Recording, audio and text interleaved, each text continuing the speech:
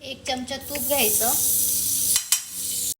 त्यात गूळ टाकायचा आणि गूळ वितळण्यासाठी थोडंसंच पाणी टाकायचं, जास्त नाही.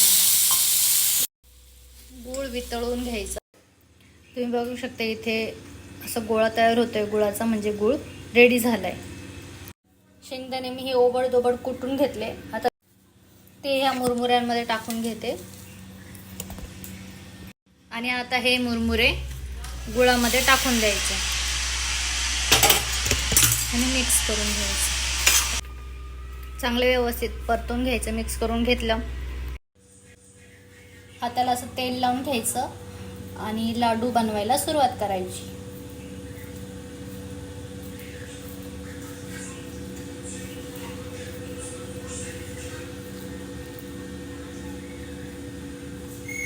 अशा पद्धतीने लाडू रेडी.